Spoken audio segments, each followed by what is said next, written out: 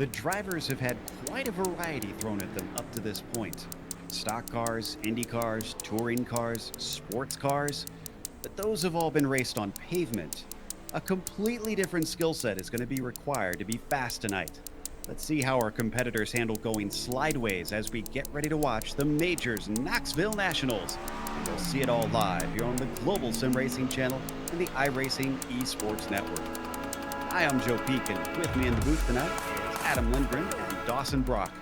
Behind the scenes is our director, Sean Crackers Ambrose, and he's using cameras provided by Dougie Beard. Knoxville has become known as the sprint car capital of the world. Let's head down to our track guy to see what sort of circuit they'll be taking these beastly machines onto.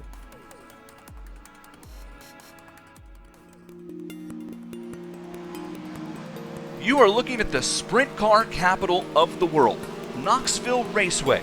Located in Knoxville, Iowa, 45 minutes southeast of Des Moines, Knoxville needs little introduction to racing fans around the globe.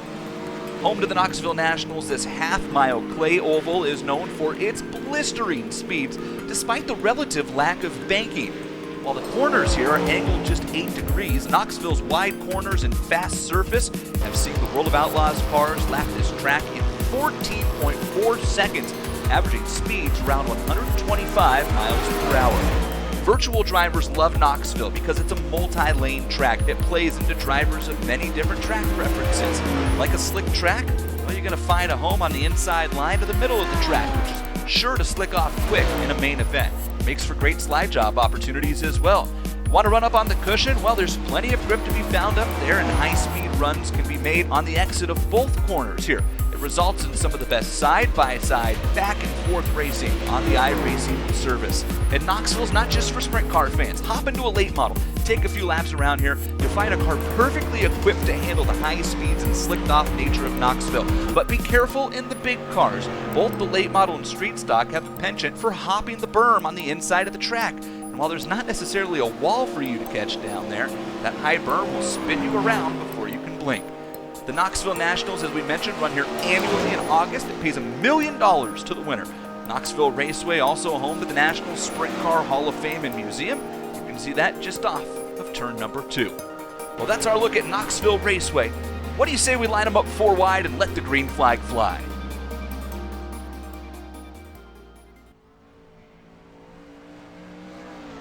Very popular dirt oval, this one. And usually when ovals here in America talk about being famous the world round, it can be a little bit of hyperbole. But here today, Adam, I'd say that considering they get Aussies and New Zealanders coming up here, it's accurate.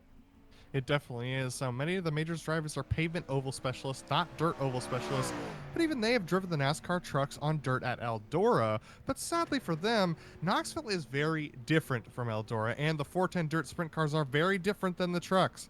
While the tracks may be the same length, Knoxville has the same maximum banking in the corners that Eldora does on the straights. Knoxville also tends to run a much thinner layer of dirt than Eldora, so they'll burn through that pretty quickly. And that's just the track differences. The 410 sprint cars are 2 tons lighter than the NASCAR trucks, but pack in an extra 150 horsepower and a significant amount of downforce. This makes them lightning fast and twitchy around this legendary South Central Iowa track, meaning finding a setup that is comfortable and fast will be crucial in the relatively short heats and features we will see here tonight. Some of these drivers have put in over 2,000 laps around this track time to dial in their team's setup before tonight's fascinating event. Who among these pavement-pounding Majors drivers will join the short list of dirt champions among them? I can't wait to find out, Joe. Yeah, and sometimes we get some specialists in here too, so we'll see how they handle some of the top talent in this series. Speaking of the top talent, let's take a look at the Drivers' Championship. Christian Challoner has had the lion's share of wins so far this season, and it shows in the points way ahead of Travis Worling. This could be the turnaround point here today if Christian finds himself not as adaptable to dirt. Steve Driscoll and Wade Hayes a little bit farther back, and then you get down to Eric Smith, a full 777 points behind in 5th. It's going to be tough to climb that hill. Dawson, however, has the team's championship here. Why don't you get us up to speed on how that's going? Thanks, Joe. Kinetic America is right now sitting at top with just over 9,000 points. Then sitting behind them about 500 points back is Unorthodox Motorsports. Now, 500 points may seem like a lot, if you don't know the scoring in this series, but it's 500 points to get a win in the top split. So a very close battle there. We'll wait to see how that battles out the rest of the season. Dog Bear Red sits in third, Sector 5 Racing, and then Dog Bear White sitting in fifth. Now, just a note, Dog Bear Blue about 1,800 points sitting in sixth. So Dog Bear trying to get three teams into the top five. We'll see if they can get that done. Adam? Yeah, next up we have the Legends. These are some drivers who've been here for quite a while now. Brian Barnes currently is running away with it with 133 points over Rob Gall, but like Dawson said, points are pretty easy to come by in this series. But Rob is the only driver of this top 5 bracket who is not here tonight. So Brian Barnes, Brian Bennett, Kevin Hill, and Brian McGreevy have all made it into the pro split tonight, so they have an opportunity to gain some points, and especially Brian Bennett, Kevin Hill, and Brian McGreevy could unseat Rob Gall from that second position tonight, especially with how close it is between the top 2 and the top 3. That's going to be just as important to those guys, that championship for the Legends crown. Now, because they change format every single race here in the majors, not just changing tracks and cars, let's take a look at the race details. We are in round 9 out of 14, so we're starting to actually get into the second half of the season here. Well, we are in the second half, but it's winding down. And as we mentioned, they are in the dirt winged sprint car. This is the 410. This is the most powerful of the 3 different types of winged sprint car that you can use on iRacing. It's going to be a heat format. The main thing that you need to remember is that the A main, the final, the race that gives away the most points, is going to be 40 laps long. We'll explain how they get to that A main a little bit later. It is going to be single file restarts in this series. And if you do run into trouble, even within your race, you have that one spare car to help you out. So if you get some damage, you can get back into things. Interestingly, they don't have an incident limit this time around, but things tend to happen fast with these cars here, Adam, as there's very few small accidents in a sprint car. Yeah, these sprint car races tend to be fairly exciting, and a lot of, I mean, they are open wheel cars. You're going to see it right now on screen. They're riding underneath the suspension, the right front suspension. And this is the suspension that tends to lead the car through the corner. And when these cars come together, you'll see them tumbling over and over and over again. And if you've ever watched any of these races live, and if you haven't, go look it up. It's fantastic to watch them race and terrifying to watch them wreck. Very much so. Now, before we get some more coverage here of the warm-up, we do want to remind you that if you're looking to take advantage of GSRC's over 1 million global monthly impressions, from official series sponsorships to commercial placements, we have advertising options customizable to suit your company's needs. Follow the link in the description below to learn more. And we want to mention this week's charity, this round's charity that they are raising money for is the Alzheimer's Association. The Alzheimer's Association leads the way to end Alzheimer's and all other dementia by accelerating global research, driving risk reduction and early detection, and maximizing quality care and support. If you'd like help, or to donate, you can find out more at alz.org. We have a link in the YouTube description, the video description, so very easy to just scroll down there and click and see if you could get involved. We're going to be heading over to the qualifying. As we mentioned, this is in the warm-up session currently. They've been having qualifying races all race long, but let's talk about Dawson getting into that feature and what it's going to take. They call it the alphabet soup of trying to get into the A main if you don't immediately qualify to get in there. Right, so real quick, we're going to have about 5 heats, and in each of those heats, you're going to have the top 3 drivers are automatically going to make it into the feature. They're not going to have to worry about the alphabet soup and all of that mess. But let's say you're one of the unlucky ones in one of your heats, and you crash out and you take dead last place. Doesn't mean your night is done. It's actually far from done, and you have a really long road to work your way back up through the alphabet. So you have the E main, D main, C main, B main, and then finally the feature. From each of those mains, the top 4 move into the next main. So you may start in that bottom E main, keep finishing in the top 4, and then get to the B main where you'll have to win it, and you'll find yourself into the feature. So it may seem like a steep road, but no matter what happens in these first 5 heats, Just keep your head down, stick to it, never die, and you'll find your way back into that feature. Yeah, appropriate advice from Never Say Die, Dawson Brock. But Adam, so we touched a little bit on it that it's going to be a different skill set. Worth noting though that we have had dirt races for a couple years now in the majors, so we have seen a few of these drivers take to it. But the question, I guess, is then how many of them have run it regularly? How many of them really have the knowledge that it takes to kind of know how to navigate you around this unique style of driving? Well, the answer that I discovered as I was doing some research for tonight is that not many of them run the Dirt Series regularly. I'd say it would be about somewhere from 15 to 20% of the drivers run it regularly. But if you look at the names that are going to be showing up in these heat races, most of them are names that we're familiar with, such as Bob Beltrami, David Hall, Eddie Hawks, Wade Hayes, Eric Antilli, Rob Gall. All these guys are guys we see up at the top of the pro standings all the time in the majors, and that just goes to show just how impressive this entire group is, that in the fact that they may not be the best in any one particular discipline, but the majors always strives to bring out the person who's the best all the way around the service in iRacing. And Dawson, you've had a chance to talk to some of your teammates who've already competed and had a chance to get out there. We see this a lot in dirt racing. Really, it seems to be crucial learning how to kind of read the track, because we're used to evolution on the track on the pavement side, but not quite to this degree. No, and on the pavement side, it's 100 times more important over here with the dirt. The pavement, you'll see the track build up, and it might change the way the car handles throughout a race. But in dirt, it's a completely different ballgame.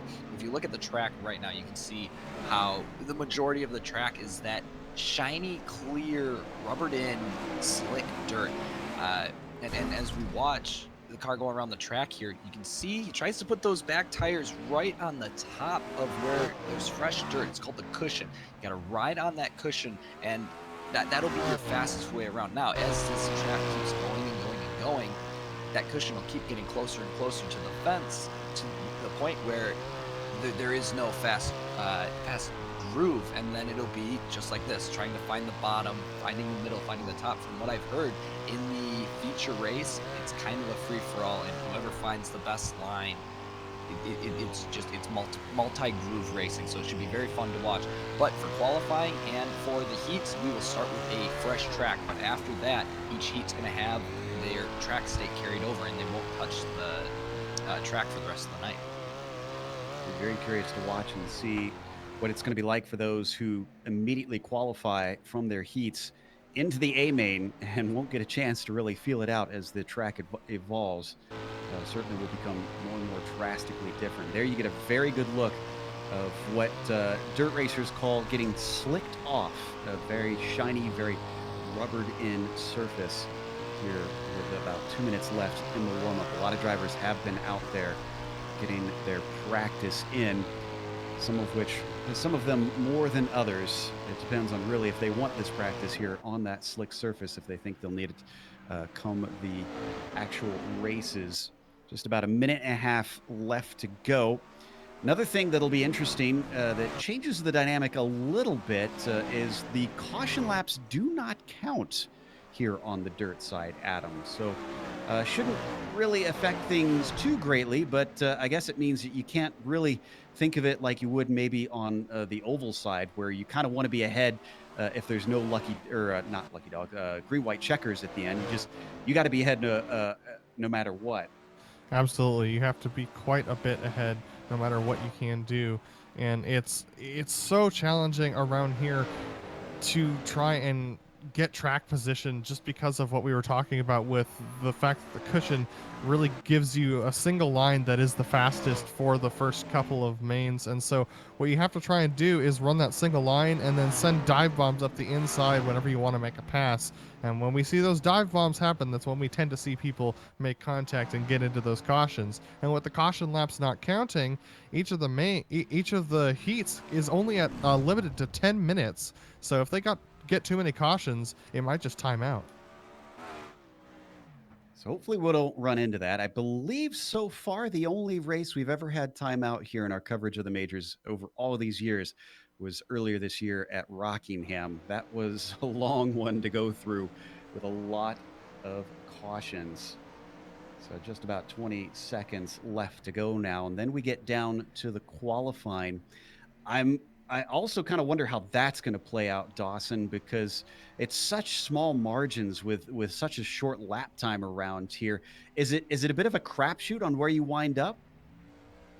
It can be, and I was talking to guys earlier this week, and they were talking about the differences. It's a couple tenths, and it's just kind of where the car ends up. So yeah, I would agree. It is a free for all. It's just kind of how it works out. So we'll see who's able to take advantage of this qualifying. As I believe we are starting qualifying right now. We're going to get to see cars get out on track and turn their 2 laps and see how fast they can go. Yeah, just shy of 8 p.m. virtual standard time here in Knoxville as the Iowa sun sets and a few of the drivers immediately get out on track. Not really much advantage to wait for a cloud here on the dirt side. As let's see who's able to put the quick times in first. Won't have to wait long here, and you can see the track has been refreshed, so it is a perfectly spick and span wet track for the drivers to try and find the grip out here. This is Lynn Kinchlow that we see on screen. I think just coming across for that first timed lap now. Indeed, he's the first one to put one down. Eddie Hawks follows him through. David Hall, no one able to beat Kinchlow quite yet, it seems. And one important thing to note is that as the track gets more slicked off, you're going to notice that these drivers are going to have a harder and harder time finding pace.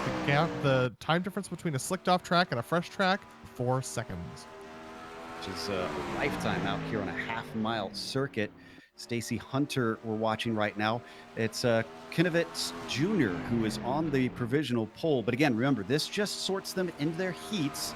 So this is somewhat important, but not absolutely critical. And Challoner, he is fast everywhere, it seems. The kinetic racer takes the top spot. Steve Driscoll immediately jumps up in front of him. Let's see what Justin Morton, our fastest driver in practice, does. Justin coming around the track now for, I believe, what will be his first time lap.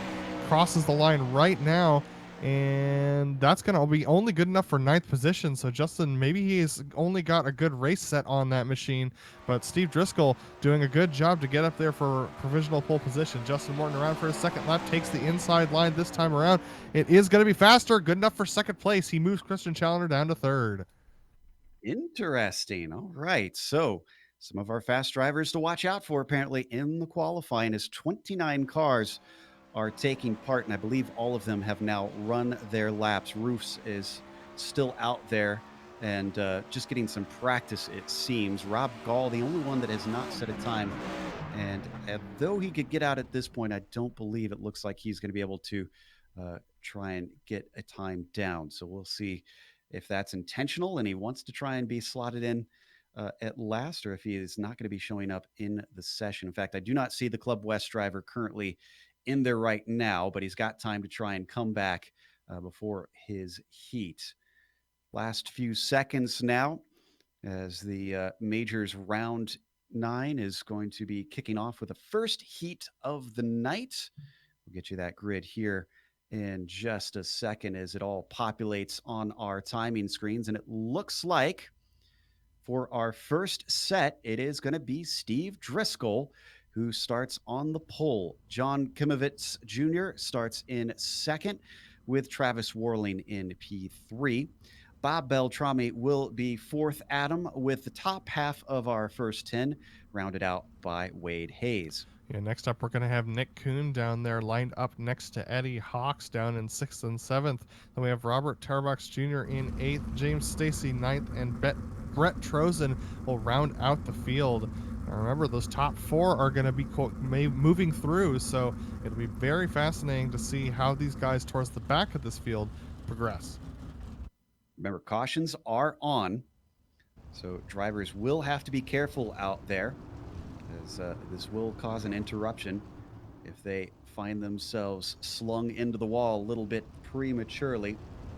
They take off. It's going to be 2 pace laps here behind the iRacing pace truck, as the drivers won't need to warm tires or anything like that in this style of racing. Just going to be waiting patiently, being ready to go when he peels off, and it will be Driscoll who will have control of the start. They are not waiting on the green. He can go as soon as that pace truck is down in pit lane. So 1 lap around. Love these beautiful yellow hues here as the sun starts to set.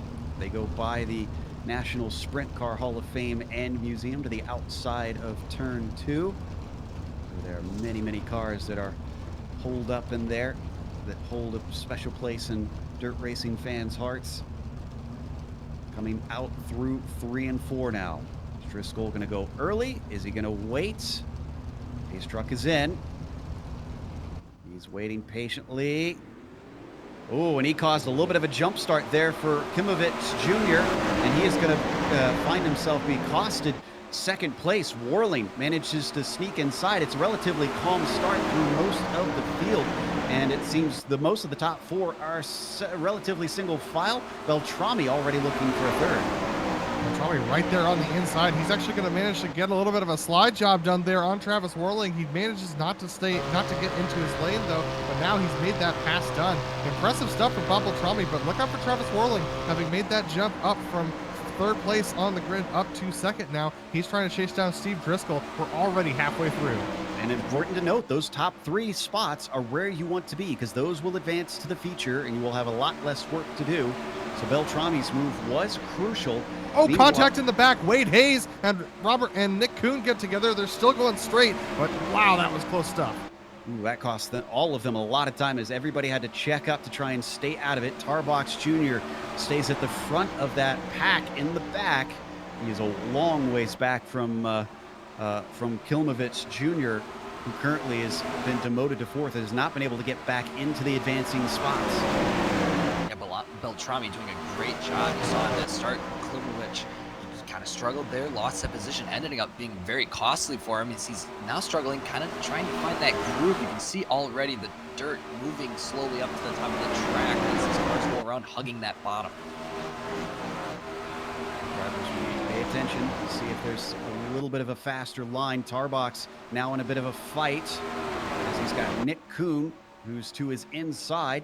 This is going to be for 5th place. Kuhn might have this, but I think they're coming to the white flag now, so time is running out. That's going to be John Klimovich Jr., who's going to be trying to challenge Bob Beltrami for that 3rd and final transfer position. But Steve Driscoll and Travis Warling out free and clear. Klimovich trying his low line to try and make it work. He's not going to get there. Yes, it's going to be Driscoll who takes the win. It's going to be Warling who comes home in 2nd to advance. Beltrami advances from 3rd, and Klimovich Jr., who unfortunately is going to have to go to the alphabet soup, but should be higher up after that. So that was our first heat. Let's go through our second heat grid now as they start to line up. It is going to be Justin Salty Morton who starts on the pole with Brian Barnes in 2nd place. Brian McGreevy will be in P3. To the outside of row 2, Lynn Kinchlow starts there. Rounding out the second half, Dawson, it's going to be Kevin Hill. Then we have the 35 car of Eric Intility, Wayne Hutchinson, Jason Willott, Stacy Hunter, and Rob Gall to round out the field. Now, Rob Gall did not put down a qualifying time. We'll see. It looks like they have gridded without him. So right. 9 cars. Interesting. Huh. That's one of our Legends drivers who's not going to be gridding with these guys, unfortunately. That is sad to see.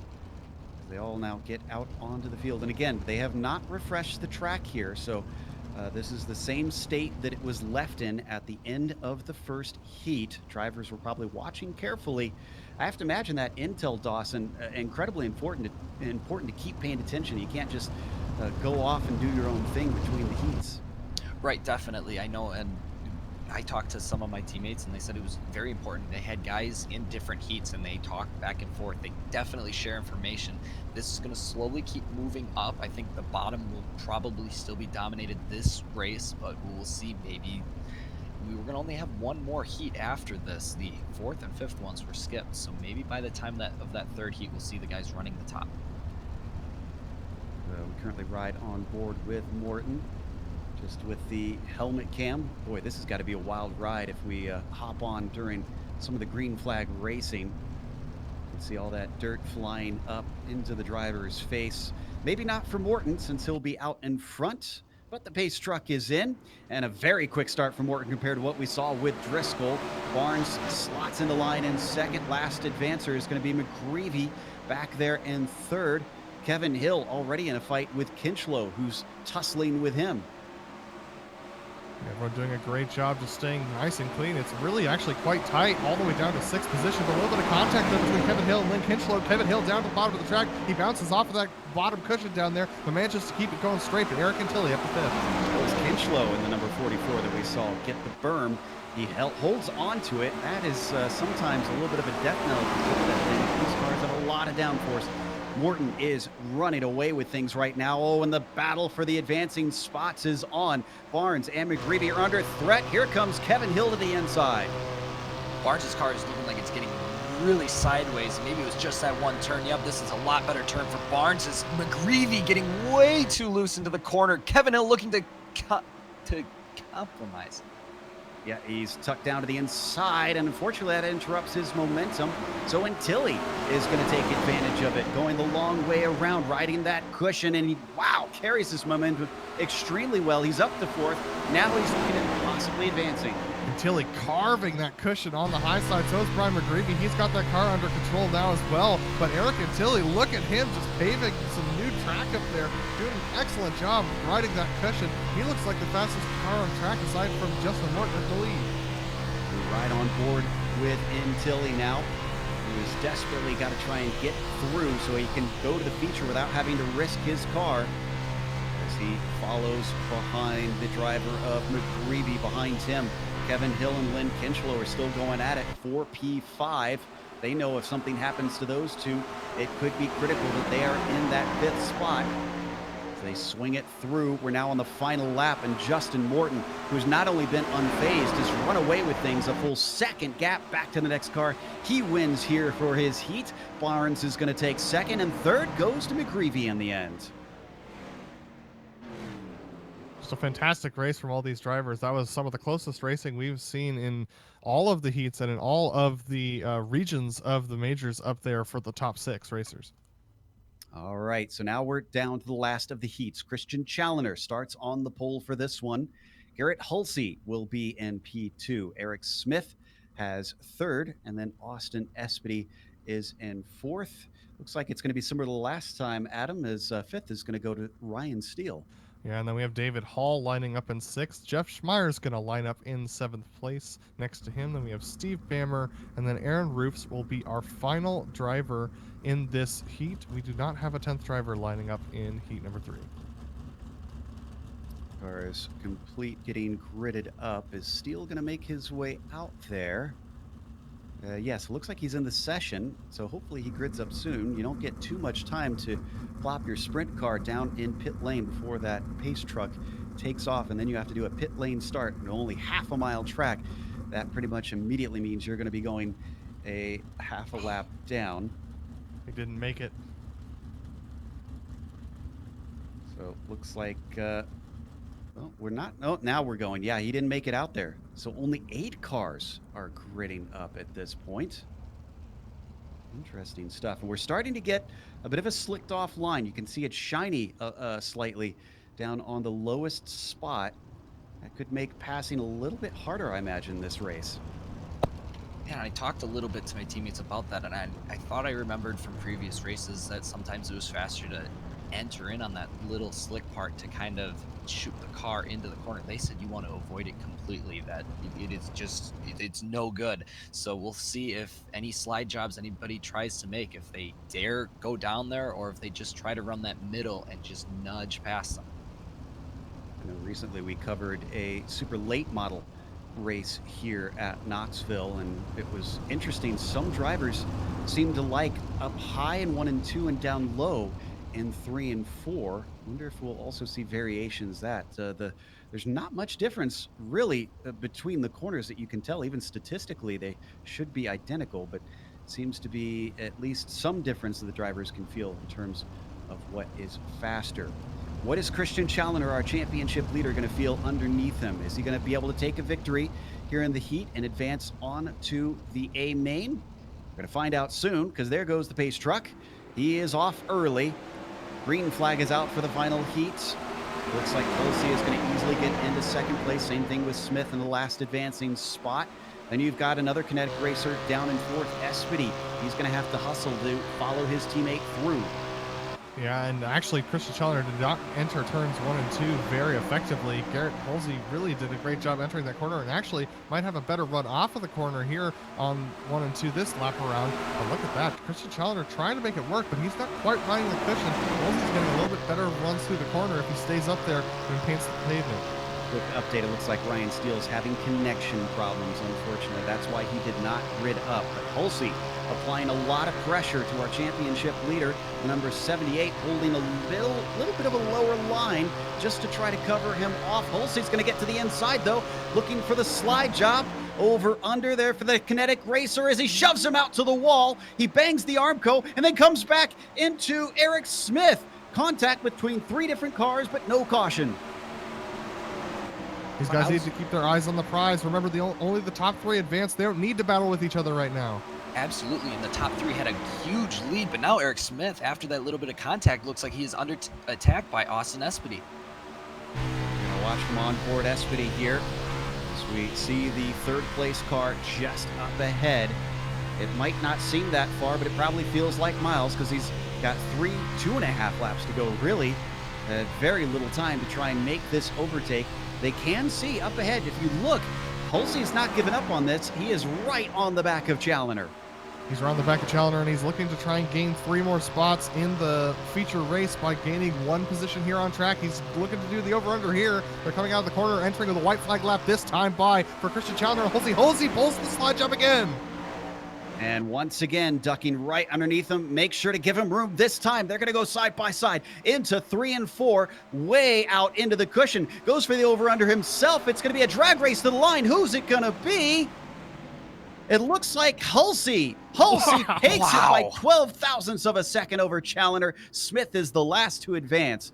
Everybody else is going to have to go into the alphabet soup. What a finish for our last heat. That was a heat race. Yeah. Let's looks like we've got our D main is going to be the first one as the E main gets skipped with the number of cars that we have here today.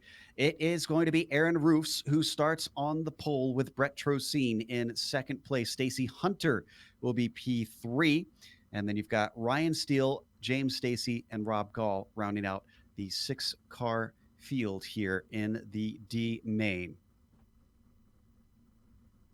Yeah, and Rob, I don't believe, is in this session, and I don't see Aaron lining up either, so this might be just a 4-car main. Oh, that'll be a little bit sad. And, well, not sad for the drivers, though, because it is 4 advancing off to the C main. Okay, there comes Aaron, so it will be 5, so only 1 won't make it in. Ooh, pressure is on. You do not want to be scheduled as the last one. I guess I would assume that's how it works out, is you get basically put in last place if you come in last and you're in the lowest of the alphabet soup. You know, I don't expect that we will see what we saw in the last heat, especially with only 1 car going home. I don't expect if you're under attack in the first place spot, I say give it up and just move on. Don't risk it, especially when it's a go home situation for you. Yeah, absolutely. As long as you're within those top 4, you are safe.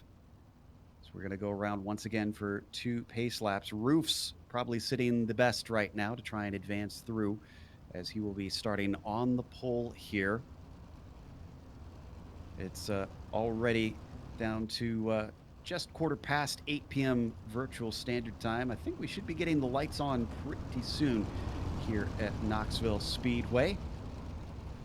Yeah, Joe, one thing I forgot to mention before we came into this is that these drivers have had the longest break that they have had in the major season so far. It was a full 4 weeks, so this gives them plenty of time to adapt to this new type of driving surface. Absolutely.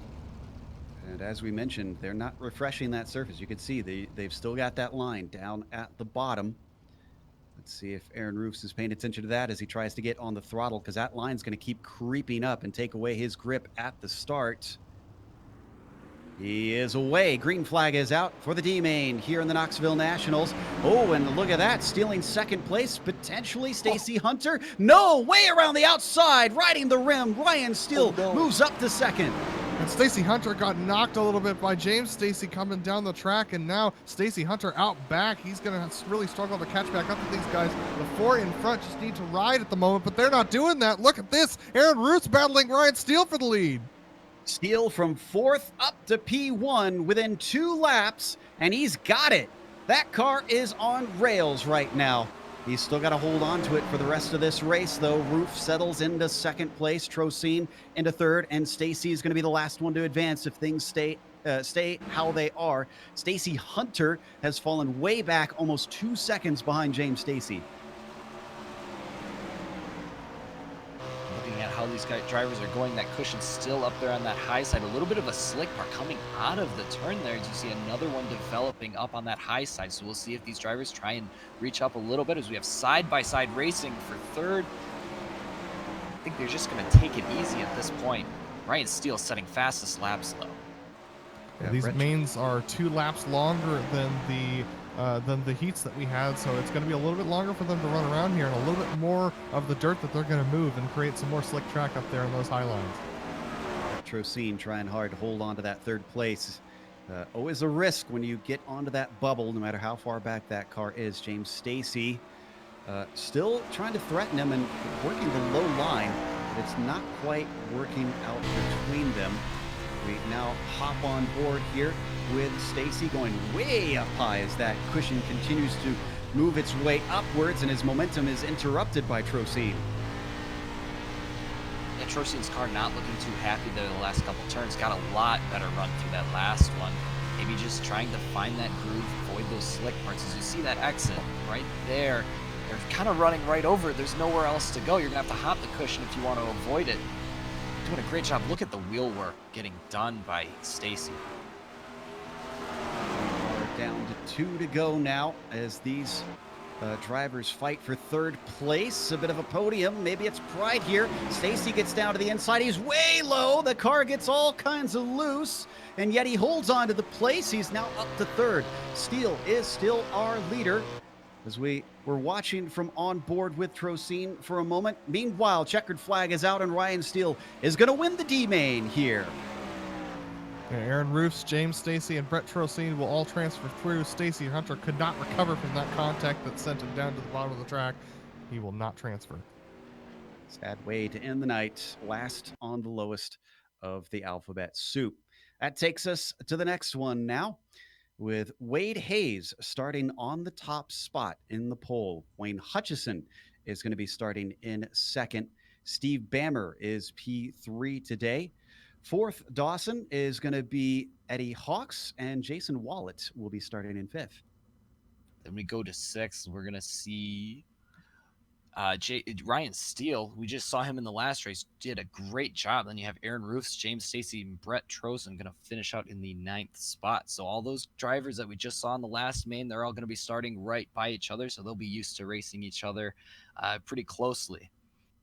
This has got to be a bit frustrating, though, I imagine, Adam, having won that D-main. Ryan Steele now finds himself having to climb his way through all over again. And we should point out, it is once again the top 4 that advance. Yeah, but that being said, he has an advantage over those guys who have been sitting out the last couple of races, which is that he's been on the track latest, so he knows exactly where the fast line is at the moment, and he knows exactly where that slick patch is exiting 3 and 4 that seems to be catching out a lot of drivers. Now, if he can avoid that and get a couple laps under his belt where he's faster than the guys ahead of him, he might be able to claw his way up to that top 4. Taking off on the pace lap. Again, for those just joining us, this is the Majors Knoxville Nationals, and they're in the alphabet soup. The drivers who finish in the top of each of these heats get to advance into the next heat until we get to the A main, which will be 40 full laps. So they have a hard row to hoe here to try and work their way into the big show if you are at the bottom of the field. Look back from over the roll bars of one of our drivers. Kind of curious too with the track changing as well, Dawson. Did any of your teammates mention trying to adjust the wing? Because I know that's something that you can do here on iRacing like they can in real life. Yep, and from what they told me, you start out with minimum wing. You keep it down, and then once the track finally slicks up, they go up a couple degrees, but they don't go up all the way. At least that's how they were doing it. Whether that's right or wrong, I don't know. I wasn't there to experience it, but yes, it's definitely, and you can even see in the sim them move. So we're gonna take the green flag, and a great start by Wade Hayes. He is way out in front. It is between Hutchison, Bammer, and Hawks to settle out second, third, and fourth. Hawks with a great run around the outside to get himself up into P3. So now Bammer is the one on the bubble. He's going way too low, and Ryan Steele is indeed going to get into the transfer position in fourth. That is exactly what I thought he might do, is just run up there right on the cushion and blaze past everyone else and get his way up to that final transfer spot. But he's being followed through by James Stacy. And now, look at this, Ryan Steele up there challenging Eddie Hawks, our fastest driver from the final heat. As things work their way closer and closer to the Armco, Steele using that knowledge well to his advantage. See a little bit of a poke down to the inside from James Stacy, hoping to not end his night prematurely. But Hayes is still our leader overall. It's about a second gap between himself and Hutchison. The pack really starts to come together from second on back.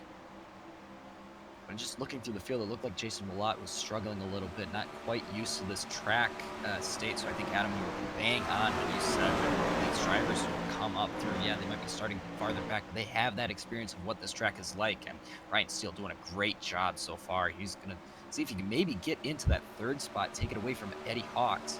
Yeah, and that's exactly what is happening right now. Wayne Hutchison does not look happy on this slick track, and that cushion is almost all the way up against the wall, almost unusable as they come out of two. So it's getting really, really sketchy out there. This place is starting to slick up.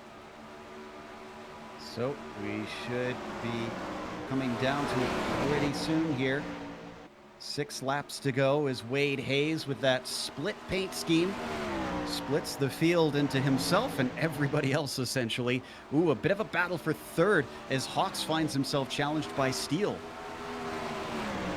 And this is all coming down to being held up behind Wayne Hutchison. Eddie Hawks, ooh, look at that. Ryan Steele getting a little bit loose there. There's that slick patch that's starting to form off of 2 now because of everyone running up high on that cushion, trying to get as much traction off. He can't quite get the traction down either. But look at this Eddie Hawks trying to get up there and take that second place away from Hutchison. Eddie Hawks, another of the kinetic racers, looking to score good points for his team. They ride up on the high line. He continues to try and hound Hutchison, but can't quite find himself any overlap. Hutchison doing a good job of holding him at bay. As we see that cushion keep getting closer and closer, I think we're going to see a higher chance of making mistakes, hitting that outside barrier. It's such a long race. So how much do you test? How much do you push it right to the edge? As you can see it keeps getting closer and closer. I think maybe we'll have to wait until the next main. Boy, doing a great job here. As you can see, right on board with Wayne Hutchison. Yeah, up ahead of him, it's Wade Hayes, who is now on the final lap, and he's going to get the checkered flag here as he comes up to the line. Wade Hayes wins the B main, or excuse me, the C main rather. It gets himself through to the B main. Hutchison, Hawks, and Steele, respectively, second, third, and fourth, will also advance. Stacy, Roof, Swallet, Trocine, and Bammer have now got to hit the showers. Yeah, tough break for them for sure. It was a good race, but they just couldn't get back up there once they started the race and couldn't find traction on the slicks. Now the field gets even bigger. So we reach the B main. This is before the big show. John Kilmovich Jr. is going to be starting on the pole with Eric Intilli in second place. Austin Espedy will be P3. You've got Nick Kuhn starting in fourth. Kevin Hill will be P5, Adam, and then David Hall rounds out the first half in sixth. The second half will be Robert Tarbucks Jr. with Lynn Kinchlow lining up in eighth. And then we have Jeff Schmeier in the Jeff Schmeier in the ninth position. Then Wade Hayes in 10th. Wayne Hutchison 11th. Eddie Hawks, Ryan Steele rounding out the 13 cars in this 15-car transfer B main. And crucially, every single driver will advance. We're seeing the top 15 are now going to be shuffled through for the A main, the feature race. So that proved to be incredibly critical that you advance through on that C main into this B main, because now you are guaranteed a spot in the big show. I tell you what, this is a great chance to test out that track again, get that knowledge. But this is a qualifying race. This is going to tell you where you start. And I'd much rather be farther up. So I think you're going to see plenty of aggressive driving here. What's the worst case? You just start in the back of the field of the feature. So I think let it loose, make it happen. So I'm trying to remember here, where was Ryan Steele? Yeah, Ryan Steele was in the D main, mind you. He was in the lowest of the alphabet soup, and he is going to make the big show. This is a guy that has earned his keep today, no matter where he winds up in the end. I tip my hat to the number 12 car because this has been a fantastic running from him. Meanwhile, we're going to get going now as the pace truck is going to peel in, and Kilmovich Jr., who unfortunately got shuffled out of making it into the A main, is going to have to try and win this one since he's been put on the pole. He goes early. Green flag is out. It's a nice run down into turn one. Boy, a big battle for second place, though, and Tilly in there. Espedy way up high. Nick Kuhn has to check up because he runs out of space. Yeah, look at that. Everyone who's up there on the cushion just going so much faster, a good 10 miles an hour faster than those on the bottom side. So that cushion's still the place to be right now for this B main. It's just going to be really tense for these drivers heading into the feature. They're going to have to do some serious slide jobs if they want to advance position. That's Kevin Hill, who's been stuck on the bottom, finally tries to work his way up to the top side, makes contact in the process. You saw him moving back slowly. He had had enough, and he wanted back to the top. That was Lynn Kinchlow who he made contact with. Kinchlow actually just about made contact with Wade Hayes as well. So mid-pack is fraught with perils right now, as the leaders have all been single file pretty much since turn two.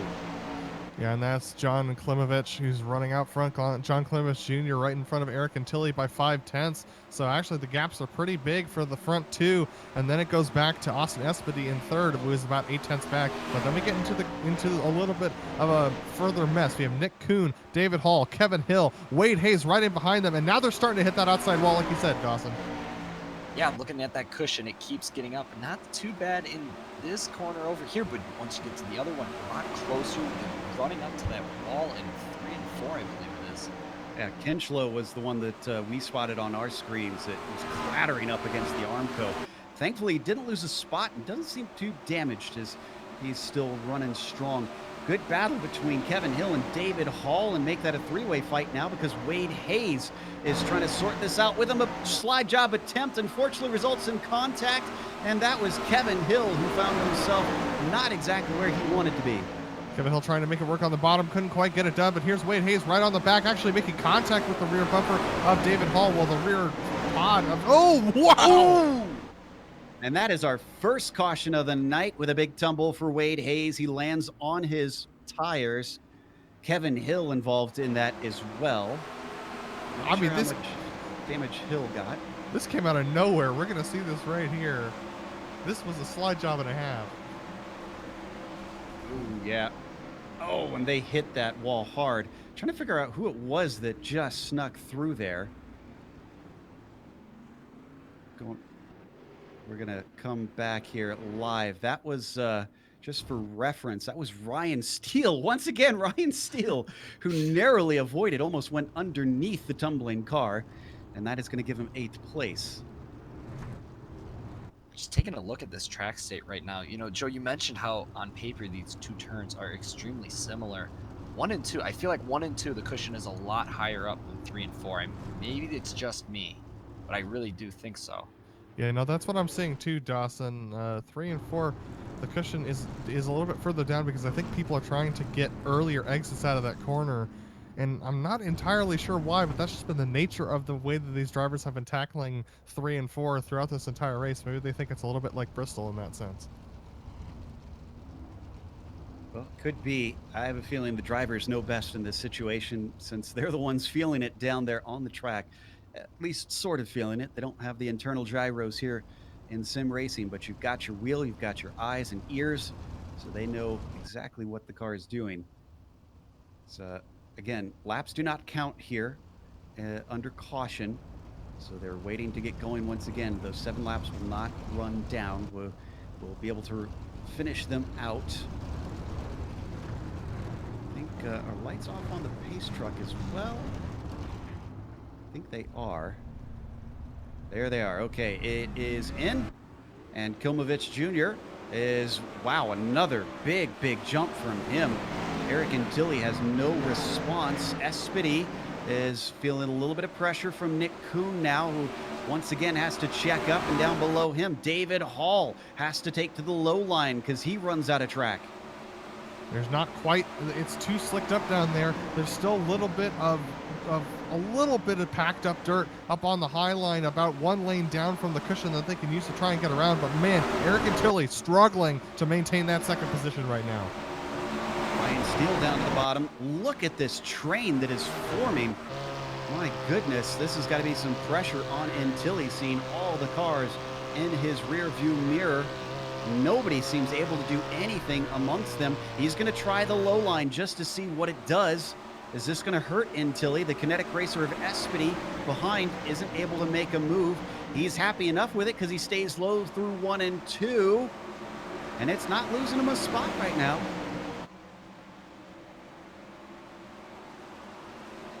Yeah, no, he's definitely hanging out there and actually gaining time a little bit on Espity. I think the cushion has fallen away so far on corner exit that the drivers up top are starting to develop a slick line on that inside tire that's helping them turn, and it's really starting to cause a problem. Lynn Kinchlow now goes down to the bottom side. Who's going to keep following them? I think that this is going to sort of create a pattern here. Tilly doing a great job. I'm waiting to see maybe Nick Kuhn drop down there. You see David Hall right on board with Clinchlow, and now he goes around. Oh, major contact with everyone behind them, too. That was Ryan Steele and Eddie Hawks who got into it, as well as, yeah. And the checkered flag is out. Kilmovich Jr., that was on the last lap, so no caution. He beats out Antilli. Espity winds up on the podium. And again, everybody is going to be advancing through. This will simply set their grid positions for the finale.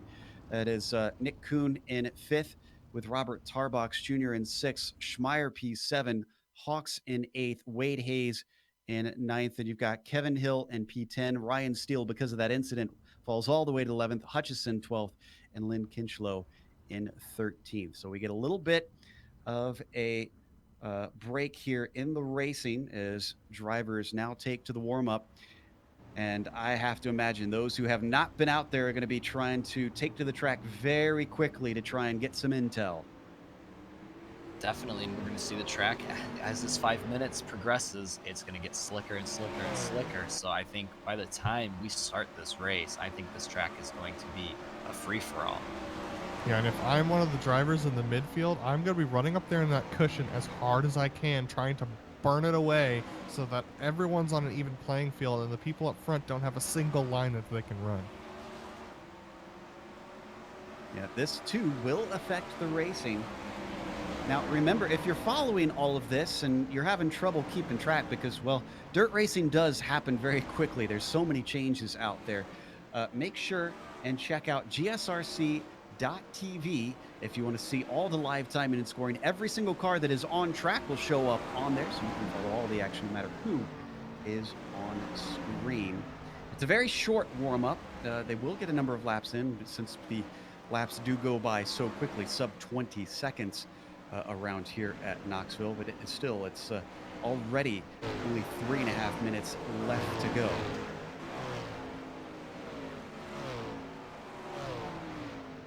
So for this feature, we are going to see 22 cars take to the track. This is going to be very interesting because the most we've seen is 15, and it is a whole lot more laps out here, Adam. I think we heard Dawson touch on it earlier in the broadcast that more cars on the track means that it's going to change more drastically, more quickly. Yeah, it's a whole lot more laps that's going to change drastically more quickly. And also, like you said, the track is a whole lot more slick as well.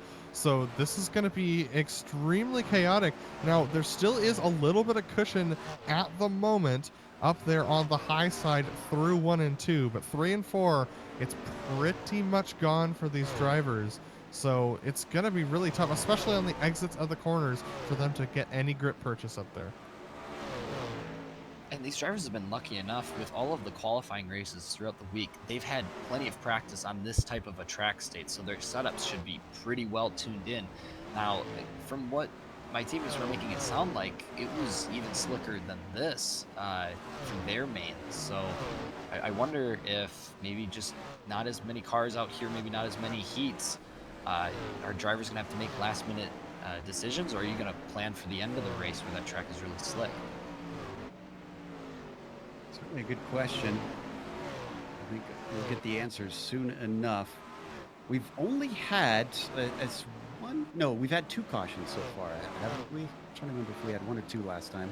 Just one caution, and Just then we one. had that wreck on the last lap that didn't end up being a caution. Yeah, so with a lot more cars, are we going to have things slow down a little bit because of that, or will they be able to keep it green? It's an impressive contrast as well, I must say. Our very first race here in the majors on the dirt side was over at Eldora, and I believe that was at the Super Lates. And it, well, let's say it was a little bit of a caution fest. This race, though, has, I mean, I think it was you, Adam, that said that it was very few drivers who regularly run, but you could have fooled me. This looked like a lot of experienced veterans. Yeah, and they're doing an excellent job racing with one another when they're less experienced and a little bit more twitchy around the track. You can't rely on where they're going to be necessarily going in or out of the corners. But an interesting stat is that the other 2 regions, the international and the European region, both had a wreck in the first 2 laps. So that's something that we can almost expect coming into this race, but we'll be fortunate if they manage to get beyond lap 2 without having an incident in the back of the pack. I'm not gonna lie, I thought those heats, obviously a lot less cars in the heats and those couple of mains, I thought they were pretty clean, and I saw a lot of really good driving, clean driving, a lot of experienced driving. Like we were saying, they had 4 weeks before this event, so I'm sure a lot of them picked up on their dirt skills a little bit in the official series. A testament to the level of skill that takes place out here. We haven't really mentioned it a whole lot yet in this broadcast, but the Majors Series imitates all variety of real-world big-name races. Obviously, this one kind of essentially taking the place of their big event for dirt-style racing. And so drivers will have to be adaptable every round and have to try and switch over and be versatile. But the fact that they've come in and shown just how quick and how clean they can be on what is one of the most unique style of racing you can do here on iRacing just shows you how much skill they've now accrued over the past few years. So let's go through the grid. We've got a lot more drivers this time, so let's go 10 at a time. It is Steve Driscoll, who is on the pole, with Justin Morton starting next to him in second. Garrett Halsey will be starting in P3 with Travis Warling in the 4th spot. Brian Barnes will begin in 5th place with Christian Challoner starting in P6. Bob Beltrami, the Salami, is going to line up in 7th today. Brian McGreevy, P8 for him, and Eric Smith starts in 9th. John Kilmovich Jr., our winner from the last race, the B main, will be starting in 10th. Adam. Next up is going to be Eric Intilli in 11th position, starting alongside Austin Espity in 12th spot. David Hall is going to start off in 13th alongside Nick Kuhn in 14th. Then we have Robert Tarbox Jr. in 15th. 16th is Jess Schmeier, Eddie Hawks, and Wade Hayes next up behind them in 17th and 18th. Then we have Kevin Hill and Ryan Steele rounding out your top 20. Then we have Wayne Hutchinson and Lynn Clinchlow to round out the 22-card field. Apologies, I forgot we had 2 more to go there. I was gonna say, I'm curious if we could try and dig up some stats here. When was the last race that Challoner did not win? Because I'm pretty sure he's won quite a few in a row up to this point, and he's going to be starting a little ways down the order here, starting in 6th. So it's not impossible for him to climb up and take the victory, but this could end a bit of a streak here and certainly change the complexion of things. We're already on that second pace lap. Steve Driscoll will have control.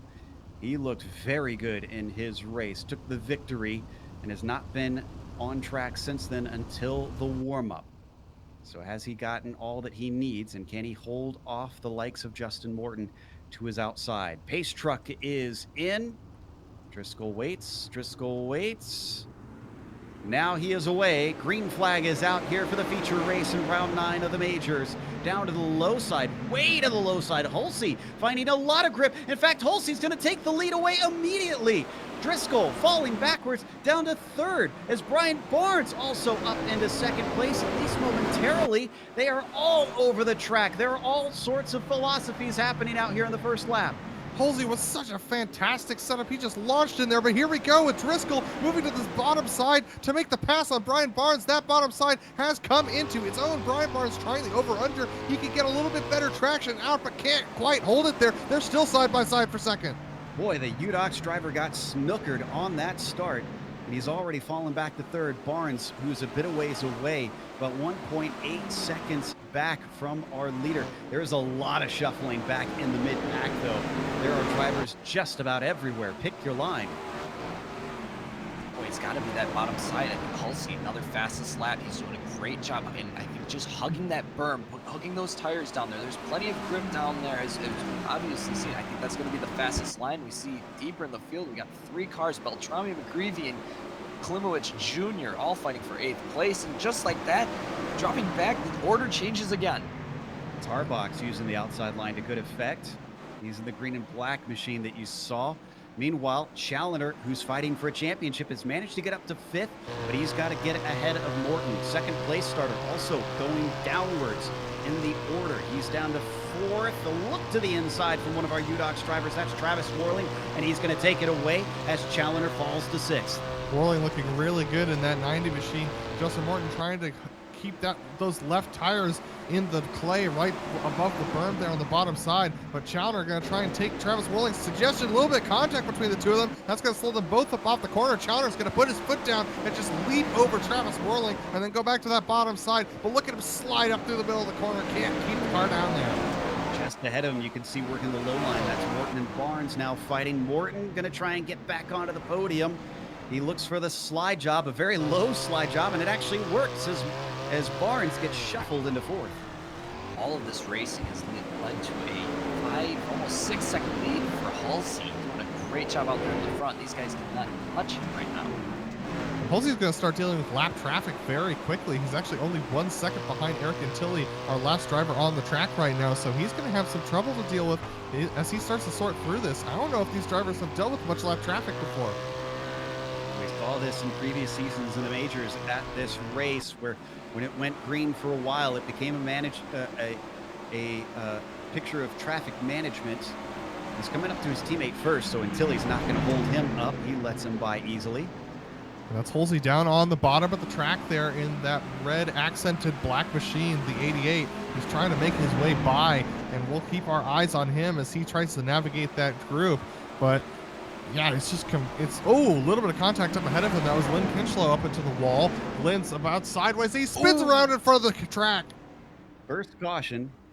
So they did make it past lap 2. They got all the way to lap 12. I think, did Kinchlow spin on his? I think he did. Yeah, this was coming into turns 3 and 4. Oh, wow, that was actually coming across the start straight. I think he was looking in his rearview mirror a little bit there. And it's Antilli that runs into him. This is the onboard from Kinchlow. Oh. Ooh. Looks like he caught a little bit of a rut there.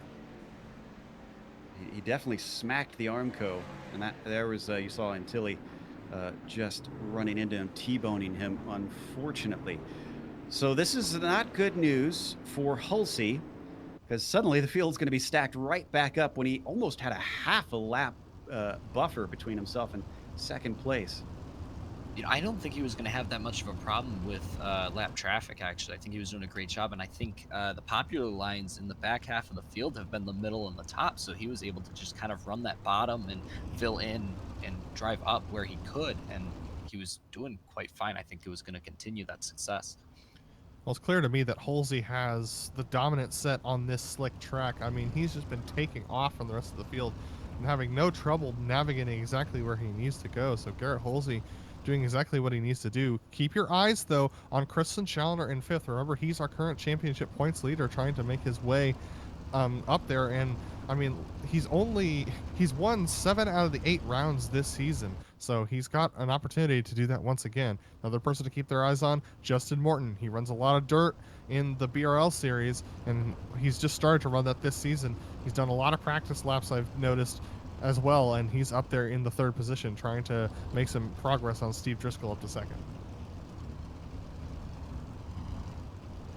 Believe we should be going back green here.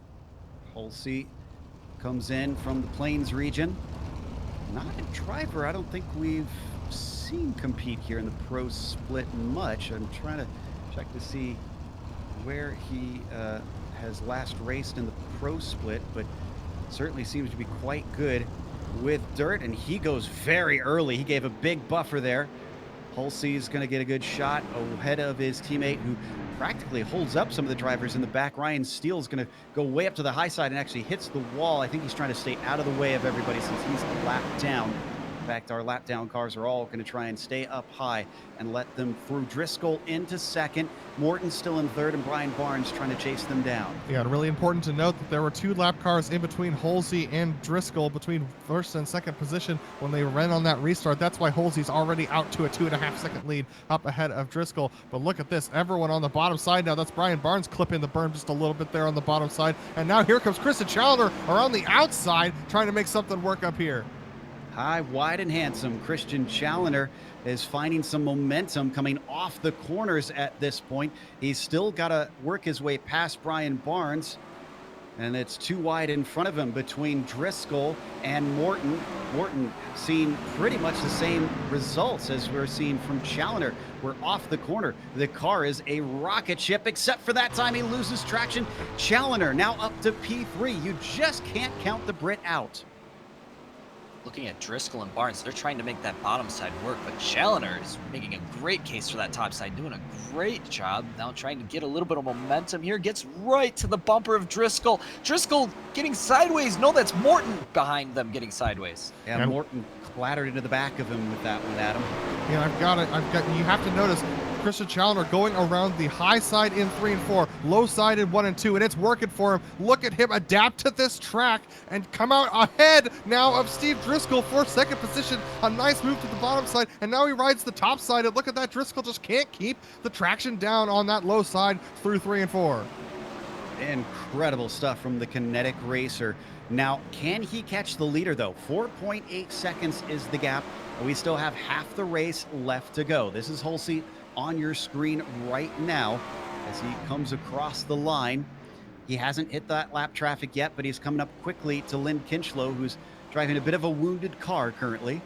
And the battle for 3rd continues between Justin Morton and Steve Driscoll. Justin Morton down to the low side through 1 and 2 is able to get the job done on Driscoll. Driscoll now goes to the bottom side through 3 and 4, but I think Justin Morton's caught wind of what Christian Challenger's doing and is doing the exact same thing. High through 3 and 4, low through 1 and 2. Monkey see, monkey do. And I tell you what, Challenger, he's keeping that gap to Halsey, so all it takes is one caution, and I think Challenger's right back in this thing. If there's one thing I've learned by broadcasting this major series here in the Americas region, is don't ever count Christian Challenger out. Certainly seems to be the case as we ride on board with Morton, really hugging that berm down to the inside. Challenger, though, is not gaining currently. It's 5.1 seconds. He's got to be hoping for a caution at this point. We're down to 18 cars left on the lead lap out of our 22 starters. Well, we might get that caution because I was just looking at those on the lead lap, and David Hall was having a hard time keeping the car pointed forward. Yeah, and Garrett Halsey is now trying to cut through the rest of the lap traffic, and they are not really being nice to him at the moment. They're all over the track. Garrett Halsey now trying to make his way past Nick Kuhn on the high side. There he is in that black and red machine up on the high side trying to make this work. Keep your eyes on him as he navigates through traffic. The traffic around the back of the pack seems to be struggling a little bit with grip on this slick track. Ooh. That was really Wade close. Hayes, yeah, that almost lost it right in front of Halsey.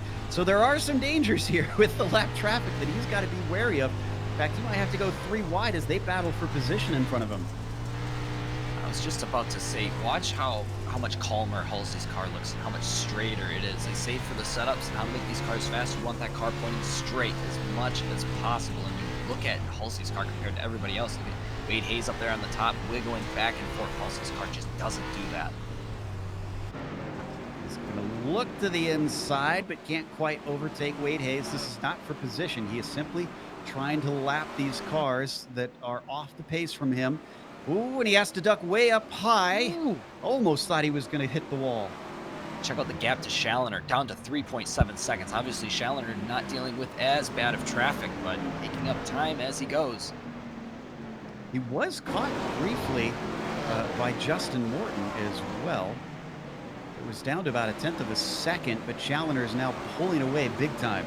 And this has to do with the traffic, and Justin Morton hit the berm a little bit. So, believe it or not, even with 850 horsepower, these 410 sprint cars are momentum-based machines. It takes a little bit to spool up, as we see. I believe that's Nick Kuhn getting a little bit loose up ahead of Christian Challoner. Christian actually making contact with the outside wall. A little bit of contact with that outside wall is not the end of the world. It's not going to ruin your race. But Christian Challoner now having to navigate that lap traffic. He's going to go to that middle there to try and make it past. And look at that, the 10 of David Hall squeezing him a little bit on exit. That was Nick Kuhn, who was underneath in the green and white. Meanwhile, as they come out of 4, we're down to 10 laps to go at this point. Well, look at this. That's Christian Challoner. He's getting held up by David Hall and Justin Morton, trying to take advantage of that, but he just can't get traction off the corner. All these guys struggling with that slick track is so rubbered in out there. Garrett Halsey continues to lead, but it's starting to come down. I'm not sure if he's taking it easy through the traffic or if Challoner really is charging through, because it's down to 3.1 seconds. Oh, had a car to the inside there. No caution. That was McGreevy who almost lost control. Everyone's still going forward now, but we're back to looking at Christian Challoner and Justin Morton. Justin Morton now has an opportunity to go that low side. Christian Challoner didn't quite clip the clay down there, but look at that. Justin Morton just not able to get the traction off of the corner. He sees Christian Challoner. He knows he's a little bit faster on raw pace, but he can't get around him. Am I going to have to wait for a mistake? I mean, that's kind of tough, but hopefully, use a lap car, sees Challoner really up high into that corner right there through 3 and 4. Actually 1 and 2, excuse me, as they go into 3 and 4 now, hugging that high side now. They're not doing the low then high. They like to stay up on that high side. As we said, the lap cars were going to stay high, but right now Challoner and Morton keeping that high side company. Gap has gone back up. It's 4.1 seconds from Halsey to Challoner. So false alarm as the 88 has got things under control. And now he's already down to 5 laps to go. All he has to do from here is cruise and keep the car in one piece. And he's lapped everybody all the way up through 10th position. So even though Christian Challoner is keeping pace with him, Halsey doing an amazing job right now, just clearing that track. You can see how so many of the other cars, including Christian Challoner and Justin Morton, you see them weaving back and forth. We're going to jump back to P7. Bob Beltrami is being challenged by John Klimowitz. Klimowicz sends it in deep down into turn 1, but can't quite do anything with it. Looks for the shot off the corner and tucks it inside. Still nothing doing for him. We're down to 3 to go, and it's going to be 2 to go at the line for Garrett Halsey, who still holds about 5 seconds over Christian Challoner. Halsey's done a great job at holding that bottom. I was wondering if that bottom was ever going to go away with as many cars as were driving down there, and it hasn't. It's kind of unbelievable. White flag waves for Garrett Halsey. It's not going to be the worst thing in the world for Christian Challoner if he finishes in second, because Halsey's not competing with him for the championship right now. But we've been waiting for a driver to be able to take it to the champion here and the points leader. But Garrett Halsey is the one to claim victory here in the Knoxville Nationals in the feature race today. Challoner with a second place. Morton following him home with a nicely earned podium. Worling just off of it, and Driscoll, who started on the pole, just couldn't bring it back together, but at least grabs the top 5. And the fireworks going off here at Knoxville, and what a great job from Garrett Halsey to make that work. He just shot like a rocket up into the lead and just was uncatchable at that point. Good job for Christian Challoner holding off the challenge from Justin Morton around that track. Those two were battling tooth and nail the whole race. We're going to take a quick break to enjoy the fireworks ourselves, as it looks like Halsey's going to burn it down in celebration. We'll be back and after just a moment with the unofficial results as well as driver interviews. Stick around for all the upcoming races here on GSRC.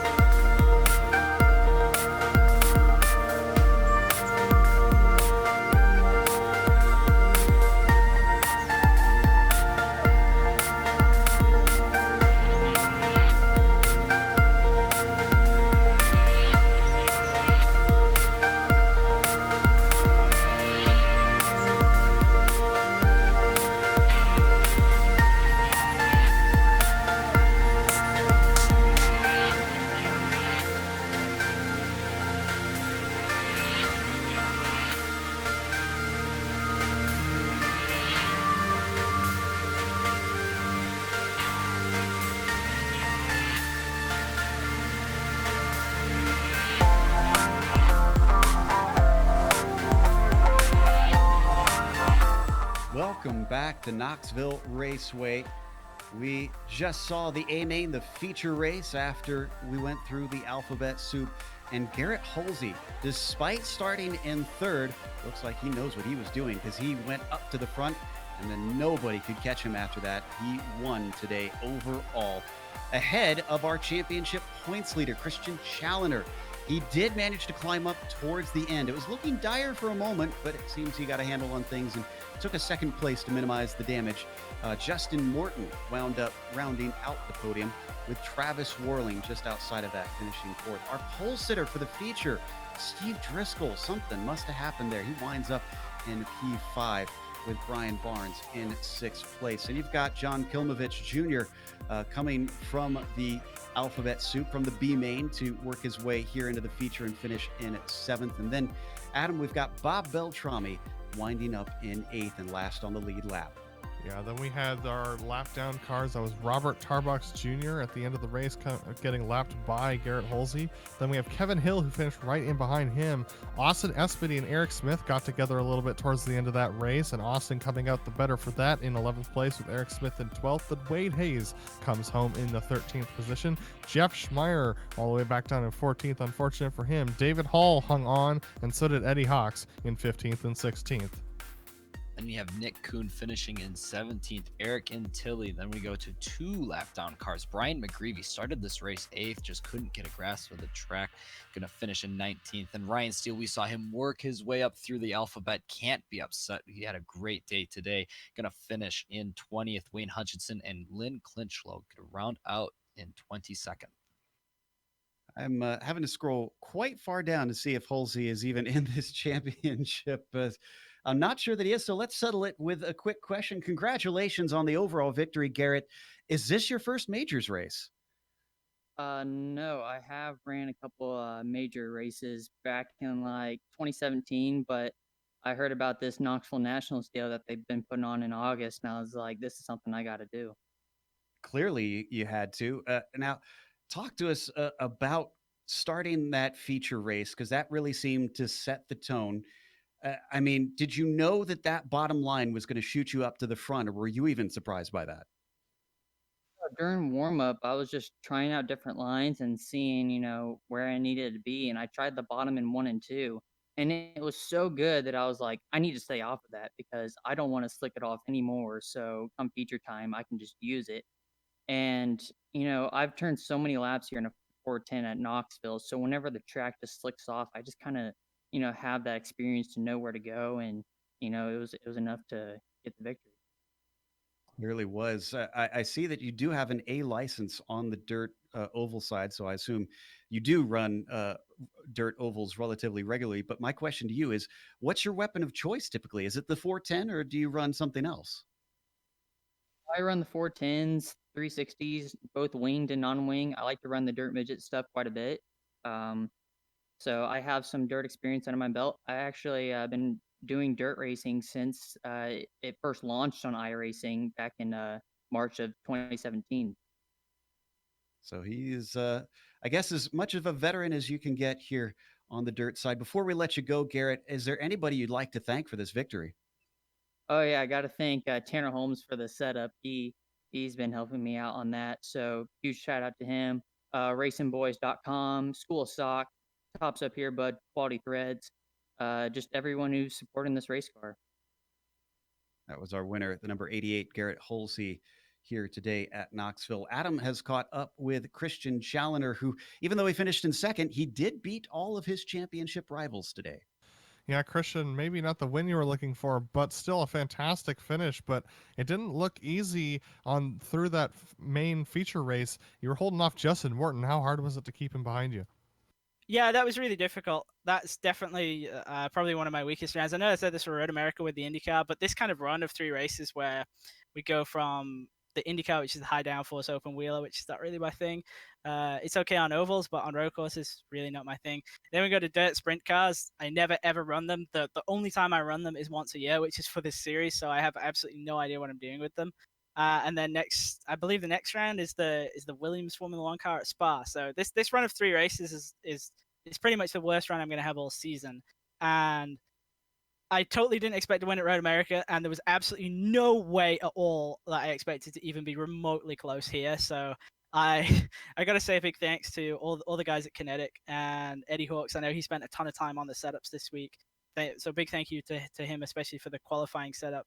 And then thanks to Zach Novak for coaching me through the feature there and giving me tips to get around the track, because it was him who told me to actually go to the top, and that was when I actually started to get past people and get up to second. And I saw Justin was probably quicker than me, but I figured if I didn't make mistakes, I'd be maybe able to hold on. And then I think in the lapped cars, it just got really difficult for both of us, and I guess I got a little bit lucky there and got through them a bit more cleanly than he did.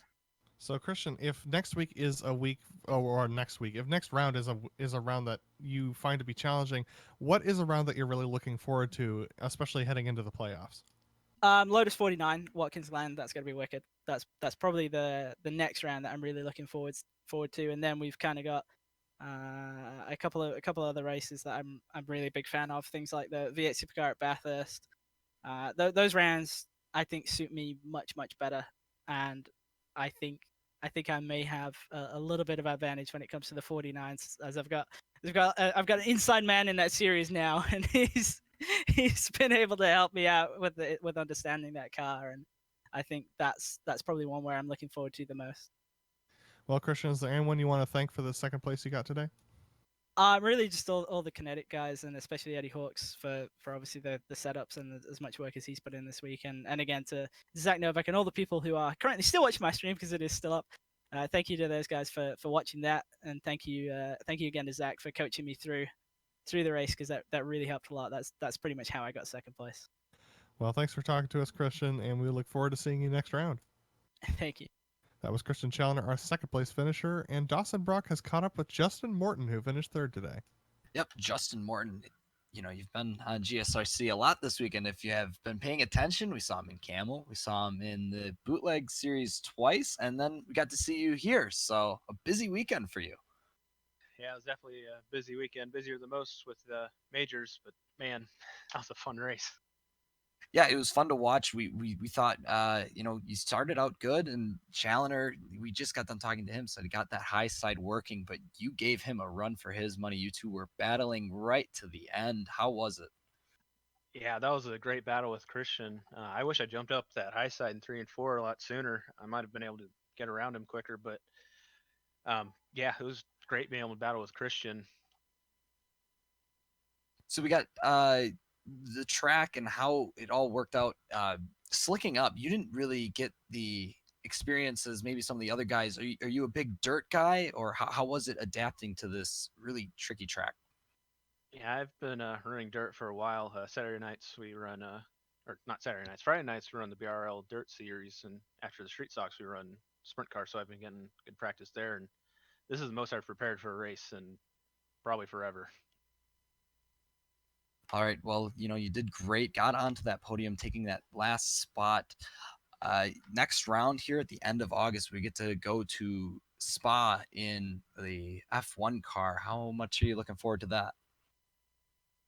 I'm looking forward to the challenge of the car. I haven't really driven it much. Spa's not my favorite track either, but I'm always up for a challenge. That's why I love the Major Series. You get to drive so much different stuff. Yeah, it was a lot of fun to watch. A lot of guys get that experience, and on a dirt track, you guys all did race really clean. Only 2 cautions tonight, so really impressive stuff from all of you guys. Anybody you want to thank here before we kick you out? I like to thank my team, Tool Downforce Racing, Black Box, uh, shout out Tyson Lantis. He gave me a queue setup and heat setup at the last minute, and that worked perfect. Dakota, he made an awesome race set. It was great top bottom. Mike and the rest of the competition committee, thank you for running the league, and thank you guys for doing the broadcast. Awesome. Well, thanks for stopping by and talking to us. As Justin Morton, the number 9 car, finishing in third tonight. Joe. I'm going to round out our interviews with the podium here for our dirt race for the year on the majors. But we do want to remind you before we go about our charity for this race. Again, that is the Alzheimer's Association. You can find them at alz.org if you want to chip in. We've got a link in the YouTube description, so it's nice and easy to hop on over there, especially now that we're closing up here. Also, are you looking to take advantage of GSRC's over 1 million global monthly impressions? From official series sponsorships to commercial placements, we have advertising options customizable to suit your company's needs. Follow the link in the YouTube description below to learn a little bit more. Big thanks to the majors for bringing us back for another season of coverage here. This time for the Knoxville Nationals, but also a thank you goes out to the companies that provide the software and the hardware for our broadcast. You can see listed here on your screen. Additional thanks go to June Lalonde, who provides our wonderful music. See the screen for how to get a hold of more of her great work. And thanks to the team today, Sean, Adam, Dawson, and Dougie. If you'd like to find out more about GSRC, including about our upcoming races, you can find it at globalsimracingchannel.com. You can also check out our social media, where our Twitter is at GSR Channel, our Facebook is Global Sim Racing Channel, and Instagram is GSRC_Graham. Of course, while you're here, make sure and check out our merchandise store, also linked in the description below. It's just gsrc.storenv.com, and make sure and subscribe to the channel. Just click the big red subscribe button. You won't miss a moment here on GSRC. The next race is going to be the Belgian Grand Prix, heading over to Spa. That is in the Williams F1 car, the 2009 car that they'll be racing Sunday, August 23rd at 7:45 p.m. Eastern. We have upcoming races for other series listed on the screen, so check those out and mark them down on your calendar. And don't forget, coming up, we have the first round of the BMW Race Driver E-Series. That'll be at Road Atlanta, and that'll be a little bit late at night for those of us here in the States, but it is a New Zealand-based series, so all of you Aussies who are just kind of waking up and getting going, make sure and tune in for that one. Until next time, though, race clean, race hard. We'll see you on the track.